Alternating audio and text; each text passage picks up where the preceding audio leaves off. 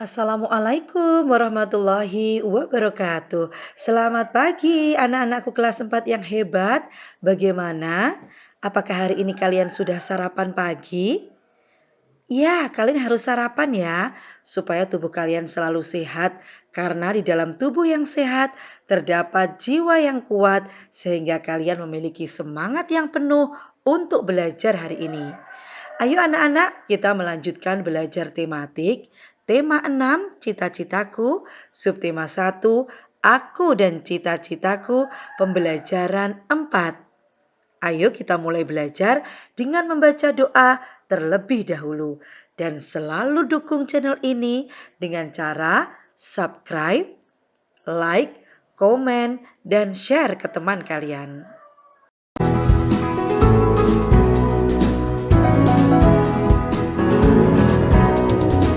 Tujuan pembelajaran yang harus dicapai anak-anak adalah satu, siswa mampu mengidentifikasi keragaman kegiatan orang-orang di sekitarnya. Dua, siswa mampu menjelaskan makna puisi dengan benar. Dan ketiga, siswa mampu mengidentifikasi hubungan karakteristik ruang dengan sumber daya alam yang ada di lingkungannya. Ya, anak-anak, langsung kita mulai belajarnya. Perhatikan gambar berikut. Apa ya isi dari gambar ini? Menceritakan tentang apa? Ya, gambar ini menceritakan bahwa kamu dapat memiliki lebih dari satu cita-cita. Cita-citamu pun tidak harus berupa profesi tertentu.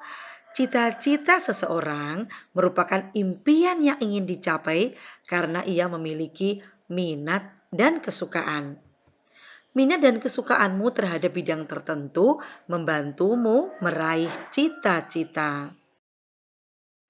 Nah, untuk mencari tahu apakah cita-cita kalian dan kegiatan apa saja yang dapat membantumu untuk meraih cita-cita itu, coba anak-anak lakukan kegiatan satu ya, yaitu dengan menjawab 5 pertanyaan berikut. Apakah cita-cita atau impianmu? Lalu yang kedua, kegiatan apa saja yang kamu suka lakukan di rumah? Yang ketiga, kegiatan apa sajakah yang kamu sukai di sekolah? Keempat, kegiatan apa yang menurutmu paling sulit dilakukan? Dan yang kelima, jelaskan kegiatan apa saja yang dapat membantumu untuk meraih cita-cita. Anak-anak, jangan sampai berputus asa ya ketika kalian menghadapi berbagai kesulitan dalam melakukan kegiatan yang bermanfaat untuk mencapai cita-citamu. Karena orang-orang besar yang ada di dunia pun juga pernah mengalami berbagai kegagalan untuk meraih mimpi besarnya. Nah, di sini ada dua bacaan yang bisa anak-anak baca untuk memberikan semangat, untuk memberikan inspirasi bagi anak-anak bagaimana menghadapi kegagalan demi kegagalan untuk meraih cita-cita itu. Nah, ayo kita baca bersama-sama ya dua kisah ini anak-anak. Kisah yang pertama adalah dari Michael Jordan, pemain basket dunia. Saat duduk di bangku SMA, Michael pernah gagal masuk tim basket sekolahnya. Ia dianggap tidak cukup tinggi untuk memenuhi persyaratan masuk tim kebanggaannya. Dengan usaha yang sangat keras, ia terus berlatih dan berlatih. Pada saat menjadi pemain basket kelas dunia pun, ia banyak mengalami kegagalan. Ini pengakuannya. Sepanjang karir saya, lebih dari 9.000 tembakan saya meleset. Saya pernah kalah dalam 300 pertandingan.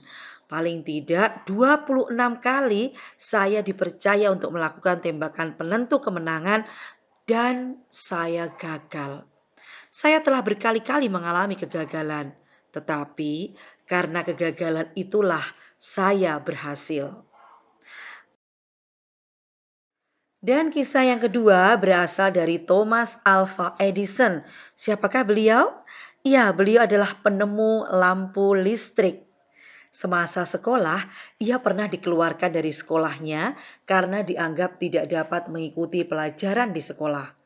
Thomas kecil bermasalah dengan pendengarannya. Ia harus berusaha lebih keras dari teman-temannya yang lain dengan belajar sendiri di rumah dan membantu ibunya yang miskin. Dengan belajar sendiri di rumah, Thomas membaca banyak buku yang memacunya melakukan berbagai macam percobaan di bidang sains. Beribu kali ia gagal, 2000 kali ia mencoba kembali. Ia tak pernah menyerah. Kegigihannya berbuah manis sehingga kita dapat menikmati terangnya lampu pijar ciptaannya. Dapatkah kamu bayangkan jika ia menyerah? Thomas menceritakan rahasia keberhasilannya. Jika saya ditanya, apakah yang dapat membuat seseorang berhasil dalam hidupnya? Jawaban saya sama. Orang itu harus terus menambah kegagalannya. Jika kamu takut gagal, kamu tidak berani mencoba dan berusaha. Wah, bagus sekali ya anak-anak. Dua kisah ini betul-betul menginspirasi kita untuk terus semangat, gigih berjuang, belajar dengan giat untuk meraih cita-cita. Nah, sekarang anak-anak lakukan kegiatan 2, yaitu menjawab pertanyaan-pertanyaan berikut. Ada 5 soal lagi ya anak-anak yang harus kalian jawab. Yang pertama, apakah mimpi Michael Jordan dan Thomas Alva Edison?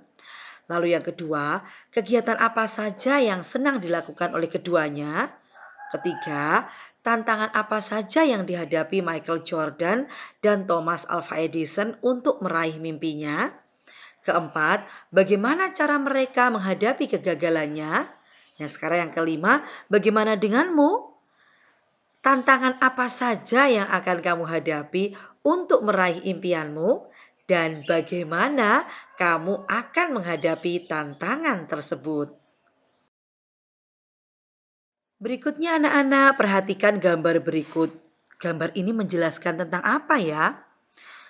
Ya, bila dilihat gambarnya, anak-anak yang memakai berbagai pakaian adat ini menunjukkan bahwa anak-anak Indonesia ini berasal dari suku yang berbeda, ras yang berbeda, dan memiliki budaya yang berbeda. Jadi Indonesia ini terdiri dari beragam suku, ras, dan budaya.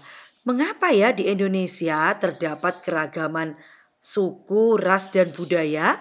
Karena negara Indonesia terletak di titik persilangan antara berbagai bangsa, sehingga menyebabkan beragamnya ras yang ada di Indonesia. Ras berkaitan dengan ciri-ciri fisik atau ciri tubuh. Setiap suku yang ada di Indonesia mempunyai ciri fisik yang berbeda.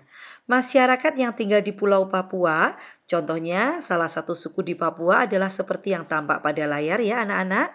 Dan Pulau Aru merupakan satu kelompok ras yang berbeda dengan kelompok lainnya. Anak-anak perhatikan gambar pada layar.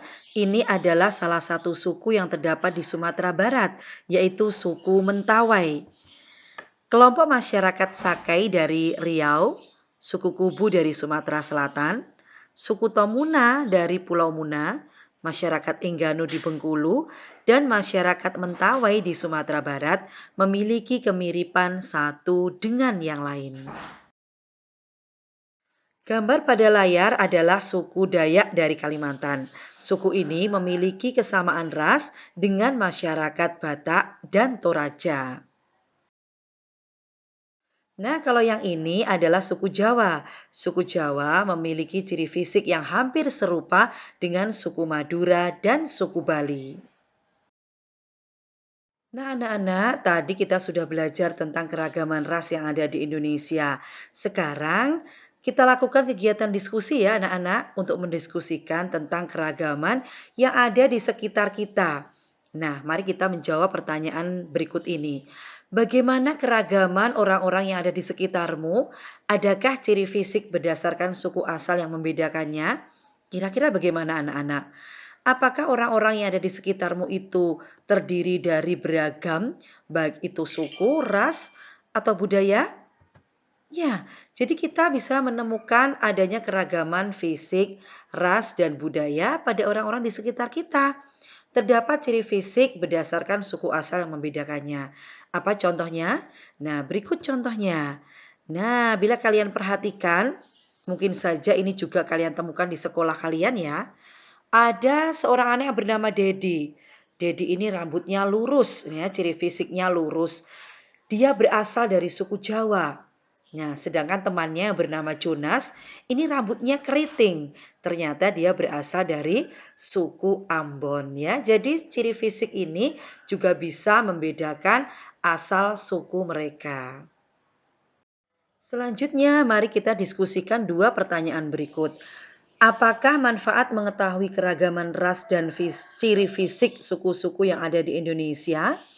Dan apakah manfaat mengetahui keragaman ras dan ciri fisik masyarakat di sekitar kita?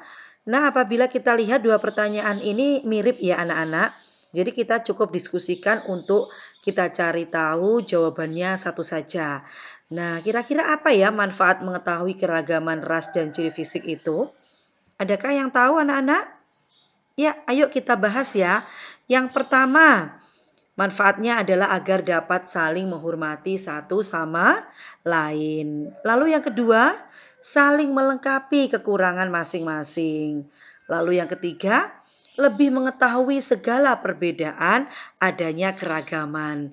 Lalu yang keempat, meningkatkan pengetahuan dan wawasan tentang keberagaman yang ada di Indonesia. Yang kelima, saling bertukar ide atau pendapat. Keenam, belajar hal-hal baru terutama untuk meneladani sifat positif. Masih adakah anak-anak manfaat yang lain? Bila kalian memiliki jawaban yang lain dari yang sudah kita bahas ini tadi, kalian bisa menambahkannya ya. Anak-anak, di sini ada sebuah puisi yang berisi tentang keragaman yang ada di Indonesia, karya dari Dekaritas yang berjudul Tanah Airku, Tanah yang Beragam. Nah, anak-anak, silakan kalian baca puisi ini bait demi bait sehingga kalian dapat memahami apa makna dari puisi tersebut. Pada pembelajaran 4 ini, kita belajar menjelaskan makna yang terkandung dalam puisi. Menjelaskan makna puisi adalah menjelaskan maksud atau isi yang terkandung dalam puisi. Nah, apa hal-hal yang harus diperhatikan dalam memaknai puisi? Nah, perhatikan ya anak-anak. Yang pertama, kamu harus membaca puisi tersebut dengan saksama. Lalu yang kedua, bacalah setiap baris dalam bait-bait puisi dengan cermat. Lalu yang ketiga, catatlah hal-hal pokok yang disampaikan.